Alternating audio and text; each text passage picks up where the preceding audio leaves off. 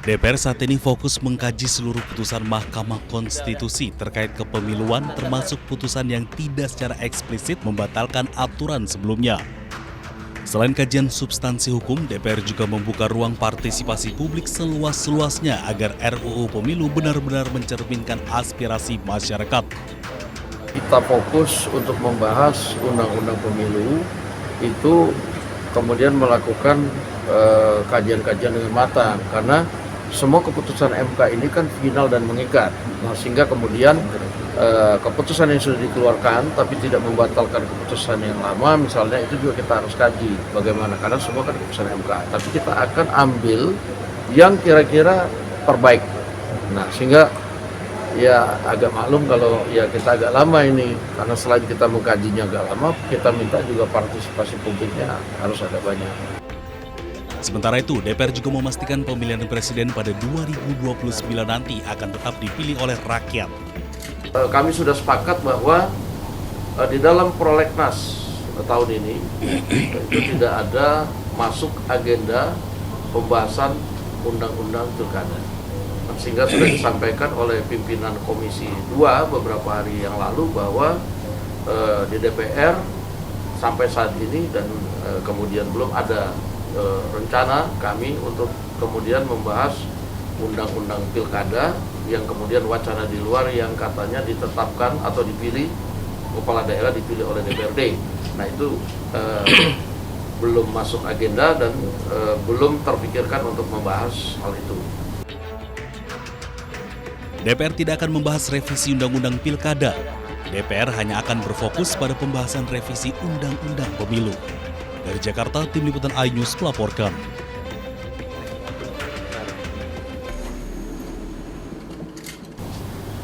Kami sudah sepakat bahwa di dalam prolegnas tahun ini itu tidak ada masuk agenda pembahasan undang-undang pilkada.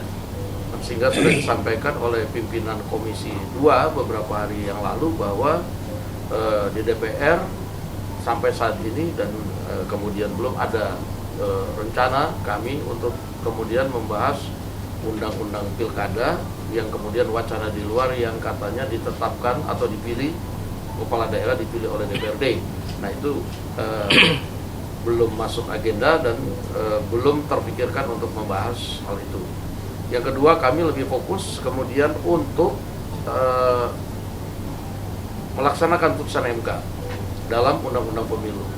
Bagaimana kemudian masing-masing partai politik ini nanti di dalam partai masing-masing membuat sistem atau rekayasa konstitusi untuk kemudian sama-sama antara pemerintah dan DPR itu kemudian membentuk merevisi undang-undang pemilu. Tapi kami juga sepakati tadi bahwa undang-undang pemilu yang ada itu tidak termasuk pemilihan presiden oleh MPR.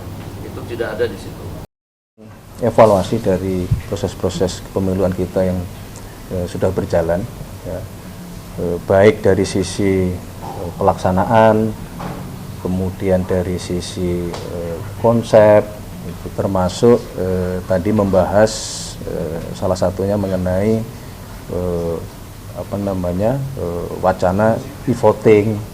Yang terpenting daripada semua tadi juga sudah kami sampaikan bahwa yang penting kita adalah semangatnya tadi sangat positif, sangat konstruktif. Semangatnya adalah untuk kepentingan bangsa dan negara. Kita harus mampu mencari perbaikan-perbaikan itu dalam rangka kepentingan bangsa dan negara kita.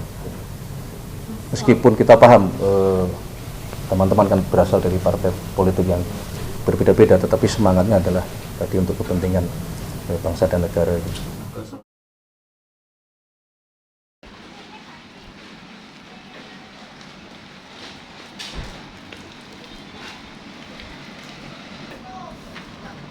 Kayaknya apa tuh lagi? Cun Pak Sek.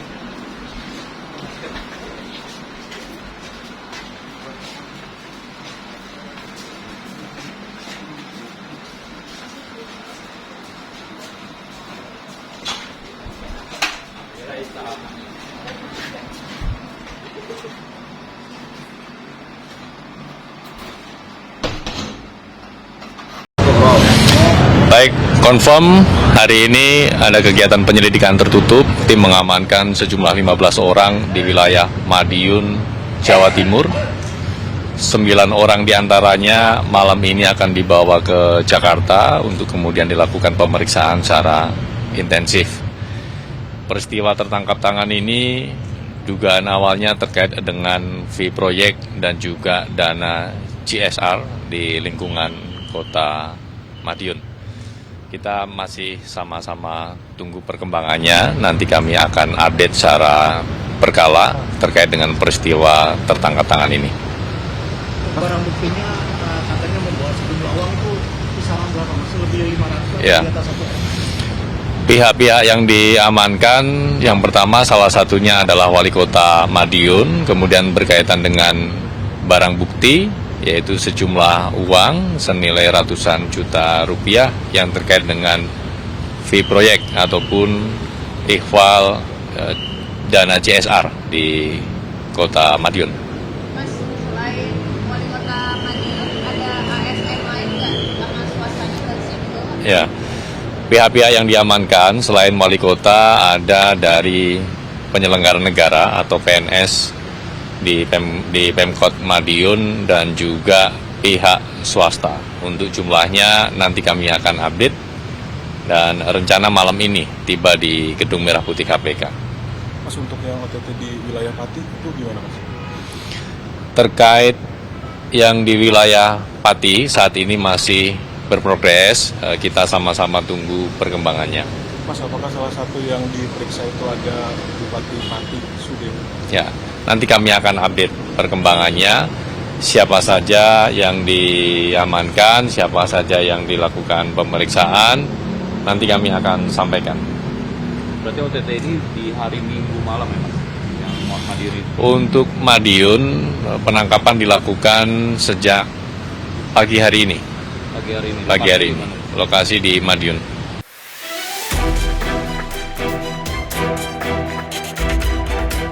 Sidang diawali dengan mendengarkan keterangan saksi-saksi yang dihadirkan. Meski demikian, sidang ini dihadiri langsung oleh Nadiem Makarim yang mengaku kondisi kesehatannya menurun sehingga sidang sempat tertunda beberapa waktu yang lalu. Nadiem bersyukur dengan keterangan saksi yang menyebut keputusannya malah menurunkan harga laptop berbasis Chrome. Saksi hari ini menyebut bahwa keputusan Chrome itu malah mengurangi harga laptop, bukannya meningkatkan, jadi malah menghemat. Sidang Nadiem Makarim juga diwarnai oleh perdebatan antara jaksa dan kuasa hukum Nadiem Makarim. Perdebatan itu terjadi karena tim kuasa hukum Nadiem Makarim merekam video dari posisi depan ruang sidang. Hal itu kemudian memicu keberatan jaksa penuntut umum. Jadi pertama, jaksa mengatakan bahwa mereka patuh, mereka tidak pernah patuh. Pemberian alat bukti BPKP ini sudah perintah awalnya. Mohon izin yang mulia, ini sudah membias jauh dari pembicaraan pokok tentang kamera. Ditanggapi lagi. Artinya keberatan kami yang mulia. Patuh itu sudah dari awal. Tolong kita tertib. Bahkan yang kami berikan kesempatan baru berbicara ya. Gantian dong ngomongnya. Ya sudah, silakan. Dalam kasus ini, Nadiem Makarim bersama 3 terdakwa lainnya disebut merugikan negara senilai 2,1 triliun rupiah. Nadiem juga didakwa memperkaya diri sendiri senilai 809 miliar rupiah karena menyalahgunakan kewenangannya sebagai Mendikbudristek saat itu. Tim Liputan iNews melaporkan.